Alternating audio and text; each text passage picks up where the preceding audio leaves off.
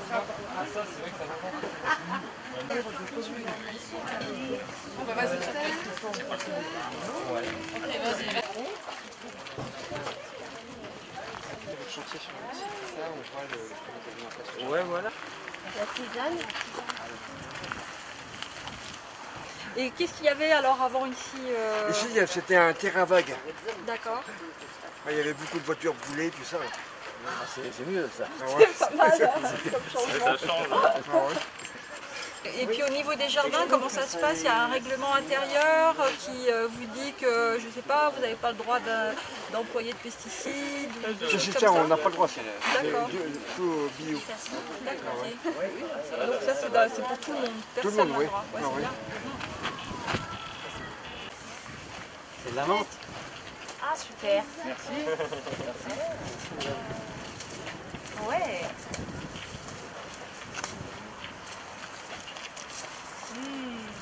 Un plaisir. Merci madame. Merci. Mais la paille, faut pas la denrée. Non, mais Pour paillage, cultiver, paillage, ouais. tu vois, il y a une dame tout à l'heure qui allait porter ses indésirables dans le tas. Là. Je dis, mais non, il faut les sécher, puis après ça vous sert de paillage. Quoi. Ouais.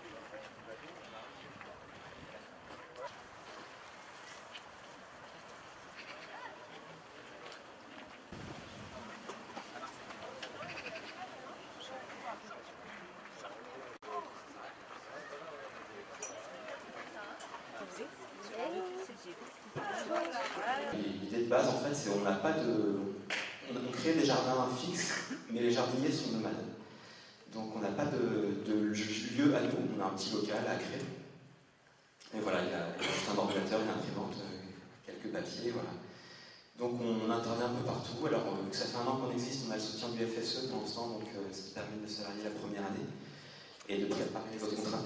FSE, le Fonds social européen. Donc dans le cadre de ce projet, on a bientôt fini depuis plusieurs mois un jardin dans un PASA.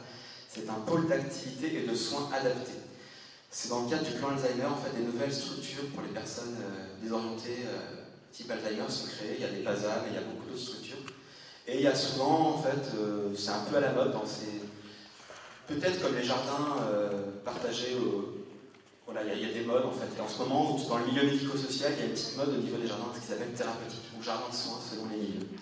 Je suis sorti, personnellement, du cliché maison de retraite, un peu chiante, où tout le monde est endormi sur sa chaise. Et au-delà de ça, les PASA, c'est des petites unités assez familiales. En fait, du coup, il y a un vrai rapport avec les personnes. Et honnêtement, moi, j'étais assez ému de travailler avec ces personnes-là. Il y a des dames, voilà, je savais qu'elle m'a dit qu'elle parle pas. Et maintenant, dès qu'elle me voit, elle me repère en tant que jardinier, on parle de plantes.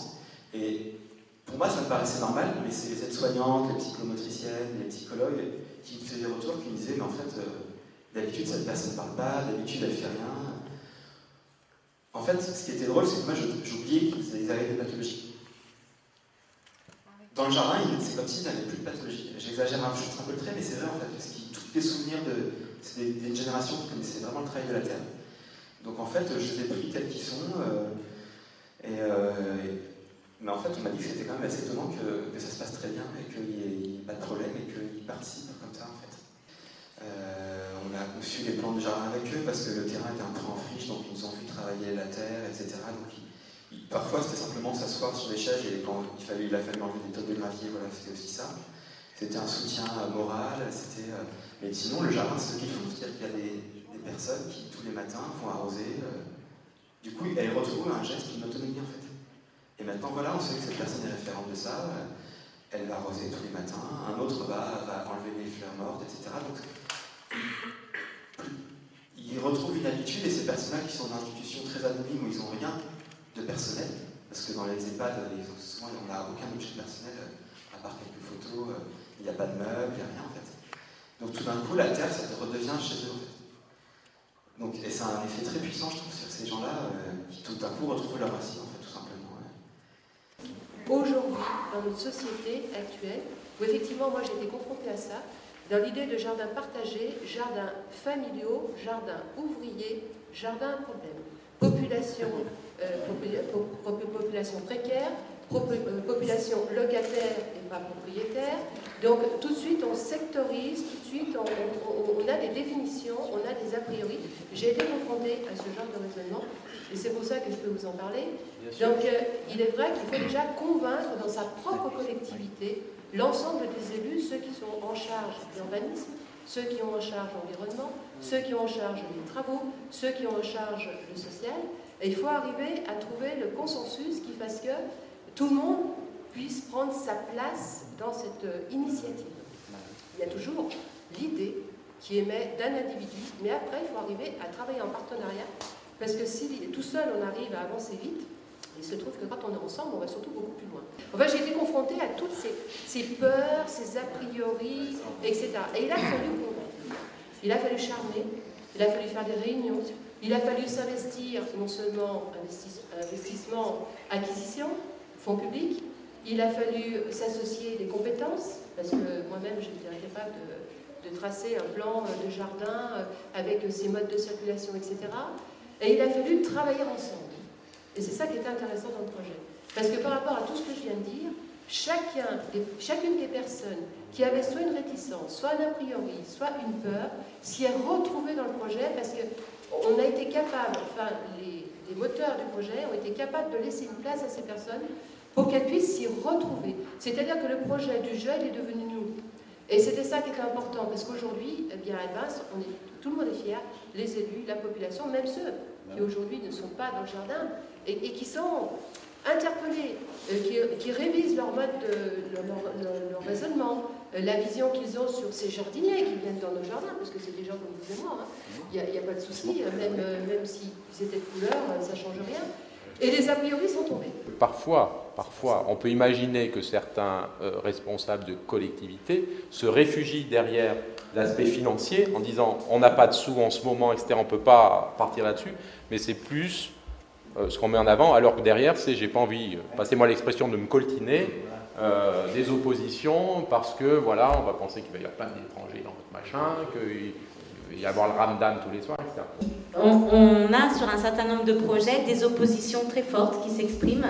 J'ai même eu des pétitions, des manifestations contre des jardins. Donc c'est assez récent, mais voilà, parce qu'il y a des peurs de ce que ça va être. Et c'est vrai qu'entre l'idée et la réalisation du projet, on voit qu'il s'écoule au minimum 2 années, parce qu'il faut convaincre. Et ça, on ne peut pas en faire l'économie. Et quelque part, le jardin, il est juste révélateur des autres conflits qu'il y a dans un quartier ou dans une commune. Et du coup, voilà, si des gens sont dans un habitat individuel et n'ont pas envie d'être mixés avec les populations qui sont de l'autre côté de la rue, en habitat collectif, ou etc., et bien quelque part, c'est à travers le jardin qu'on peut aussi aller voir ces gens et creuser les questions. Après, moi, j'ai eu aussi, voilà, ça va faire du bruit, ça va enlaidir le quartier, alors que c'était pas... Et il y a tout un travail de convaincre, un peu de lobbying à faire. Et ça, je pense qu'il faut en avoir conscience parce que c'est vrai, souvent ça se passe quand même bien, mais parfois on a ce temps important. Voilà, donc je pense que madame, il ne faut pas baisser les bras et il faut aller voir les gens qui s'opposent à votre projet. Ouais, surtout, on s'est senti appelé en fait par cet endroit quoi, parce que on est en plein, on n'a pas fait exprès d'être là et en fait on s'y sent bien, puis à la limite le truc le plus scandaleux qu'on voudrait faire sur ce terrain, c'est de faire pousser des tomates. Donc c'est marrant parce que autant ça plaisait à des gens, autant ça faisait peur à d'autres. Et ça, que ce soit à tous les niveaux, que ce soit habitants, élus, associatifs.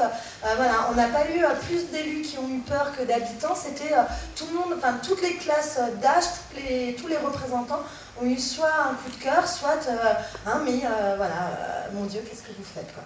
Voilà. C'est des petits terrains, c'est pas le stade de Gerland, c'est pas la confluence, c'est pas un truc qu'on va projeter comme publicité de la ville de Lyon. Et pourtant si. C'est vrai qu'à l'échelle de la ville, ça peut paraître ridicule, c'est des micro-parcelles. Mais à l'échelle du quartier, c'est super important. Et si ces petites choses, elles poussent là partout, c'est ça qui crée l'identité d'un quartier. C'est un projet qui est né dans le cadre d'un dispositif CUX, et un projet qui s'appelle Passeurs de culture.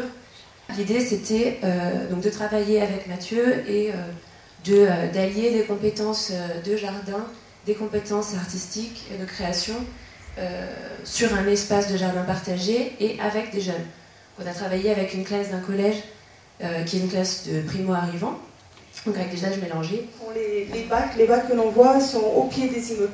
Et ils font partie aussi du jardin partagé. Ils sont tous entretenus avec voilà, Madame Lambert, qui est la doyenne du groupe, parce qu'elle a quand même certaines difficultés. Elle ne peut pas monter seule au jardin, parce que c'est assez pentu. Donc elle s'occupe des bacs à fleurs qui sont au pied des immeubles avec les enfants du quartier. C'est la recette de Côté Jardin, élaborée, testée et approuvée depuis une génération. Prenez 1 hectare de terrain à Tassin, en bordure du ruisseau, le Pontel. Réunissez 110 familles. Numéro 4, qui a travaillé sur les jardins à vocation sociale, vecteurs de transformation dans nos territoires. Bienvenue. Bravo. Le terme jardin d'insertion, il est obsolète. Le jardin, ce n'est pas que le jardin. C'est plus qu'un jardin. Un autre slogan. C'est pas un jardin. Et donc, les jardiniers développent leur sens citoyen et le transmettent. C'est très important. Moi, je me suis posé la question utopie et utilité. Je trouve que le titre est très tentant. Et je me suis dit, est-ce qu'on est dans un projet qui tient compte d'aucune contrainte et d'aucune réalité? Pourquoi un tel engouement pour les jardins? À quoi cela nous renvoie-t-il? À nous rappeler le rythme des saisons et nous faire ressentir combien nos rythmes de vie aujourd'hui sont aberrants. Pour retrouver une mixité intergénérationnelle perdue avec les familles éclatées, par souci de maintenir notre planète en état pour les générations présentes ou futures, ou par peur de ne plus pouvoir se nourrir. Je pense qu'il y a un peu de tout cela, et d'autres choses encore. Mais l'essentiel pour moi, c'est que grâce à cette utopie autour des jardins, ça nous amène à nous questionner sur nos habitudes, sur nos valeurs perdues. Les valeurs ne vont jamais de soi. Et toutes ces expériences qui sont tentées arrivent à nous les faire retrouver. Elles sont témoins des données de changement de notre société et observatoires de cette évolution. Au départ, on peut peut-être venir pour un intérêt personnel. Après, très vite pour le groupe, ça devient l'intérêt collectif.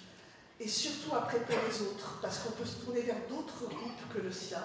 Donc on est au service de la collectivité. Donc au-delà de l'impact économique et écologique, avec la réappropriation des circuits courts, l'approvisionnement des cantines scolaires, le développement local, il y a une dimension sociale non négligeable en termes de parcours, d'insertion, mais pas seulement, puisque les jardins concernent toutes les couches sociales. Il y a donc une évolution de soi à soi et de soi vers les autres. Ceci nous permet, grâce à l'ouverture sur ces jardins, de faire les liens plus tard, peut-être avec des associations caritatives, des épiceries solidaires, afin de valoriser, de se revaloriser soi-même.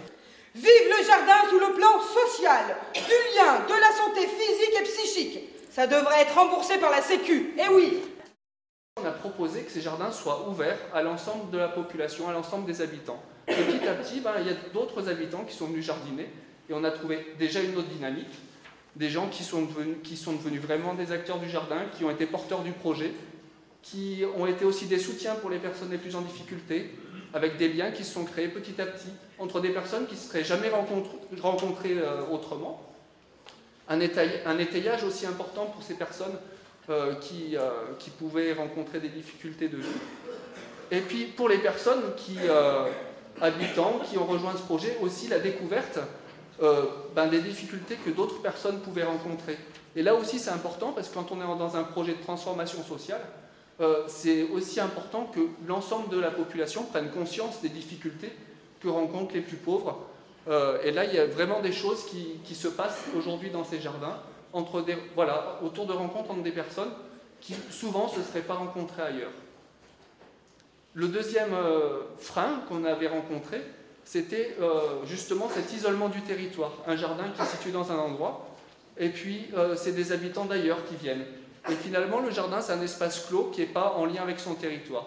Et là aussi, ça nous semblait important de redonner cette dimension, cet ancrage territorial, parce que les liens qui se font au sein du jardin, des liens forts, ils peuvent aussi petit à petit se répercuter sur l'ensemble du territoire, sur l'ensemble de la ville, du quartier. Sachez qu'on ne partage pas seulement le jardin, on partage aussi nos idées, et l'éveil de la nature. Voir pousser les graines, c'est formidable. Cet hiver, j'ai pratiqué un petit sondage auprès des personnes accueillies au titre de l'action sociale sur mon jardin. On est loin ici donc des propositions de motivation qui sont tournées vers soi, mais on est bien dans le désir de participer à un projet collectif.